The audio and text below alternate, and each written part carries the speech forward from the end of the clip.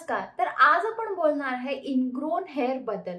तर ingrown hair razor वापरल्याने येतात, तर ते काय येतात, कशामुळे येतात आणि त्याच्यासाठी आपण कोणत्या टिप्स फॉलो केल्या पाहिजेत जेणेकरून इनग्रोन हेअर येणार नाही, म्हणजे स्ट्रॉबेरी लेग्स हँड्स ज्याला आपण म्हणतो ते येणार नाही। तर इनग्रोन हेअर काय येतात, कसं येतात, सगळं काही मी तुम्हाला आज इनग्रोन हेअर बद्दल सांगणार आहे। चला तर मग आजचा व्हिडिओ लगेचच चालू करूया। जेव्हा आपण शेविंग करतो, रेझर वापरतो, तुम्ही जर शेविंग नीट केला नाही तर इनग्रोन हेअर येतात, म्हणजे स्किनवर डार्क स्पॉट्स येतात। तर हे डार्क स्पॉट्स म्हणजे हेअर फॉलिकल असतात, त्यांना आपण स्ट्रॉबेरी हँड्स लेग्स म्हणतो। तर हे काय येतात, तुमचे जर पोर्स क्लॉग झाले, जर ड्राय स्किन असेल, तर जर तुमचे हेअर फॉलिकल्स खूप मोठे असतील, तर एकच रेझर जर तुम्ही 6-7 महिन्यांपासून वापरत असाल, तर बॅक्टेरियामुळे, हायपर पिगमेंटेशनमुळे हे हेअर फॉलिकल डार्कर म्हणजे काळे दिसतात। तर याच्यावर उपाय काय, तर जसं आपण आपल्या चेहऱ्याला स्क्रब करतो तसं आपल्या बॉडीला पण स्क्रब करणे खूप गरजेचं असतं। तुम्ही बॉडीसाठी कोणतेही घरगुती स्क्रब वापरू शकता। तर स्क्रब का वापरायचं बॉडीसाठी, तर डेड स्किन सेल आपली निघून जाते, आपली स्किन सॉफ्ट स्मूथ होते आणि आपल्याला इनग्रोनचा इतका त्रास होत नाही। त्यामुळे बरेचशा शेविंगच्या व्हिडिओजमध्ये सांगतात की आधी तुम्ही स्क्रब करा आणि मग तुम्हाला जे काही शेविंग करायचं आहे, रेझर वापरायचं ते तुम्ही वापरू शकता।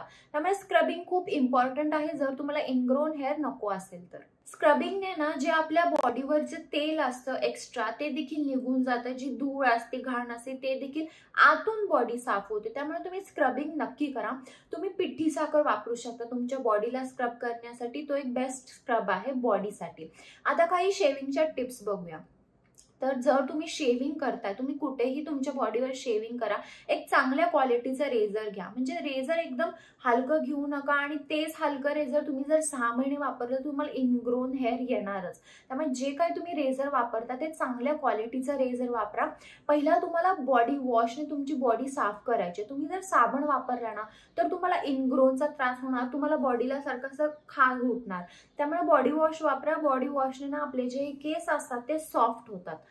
तुम्ही बॉडी वॉश नंतर तुमच्या बॉडीला तुम्ही स्क्रब करा, स्क्रबिंगने अजून एक्स्ट्रा सॉफ्ट होती पूर्ण बॉडी, डेड स्किन सेल निघून जाते आणि मग तुम्ही इझिली ज्या डिरेक्शनला तुमचे केस आहेत त्याच डिरेक्शनला शेविंग करा।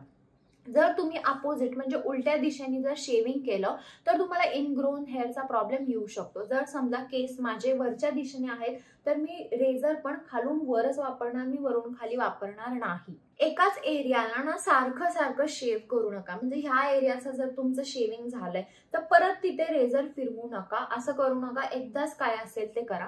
आणि एवढं सगळं करून देखील जर तुम्हाला इनग्रोन हेअर येत असेल तर तुम्ही बेस्ट वे की तुम्ही शेविंग कडे जाऊ नका, तुम्ही वॅक्सिंगच वापरा।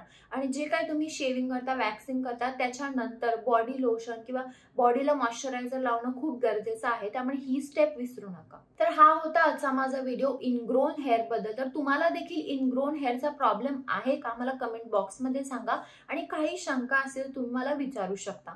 चला तर मग आपण लवकरच भेटूया एका नवीन व्हिडिओ मध्ये। तोपर्यंत काळजी घ्या, बाय।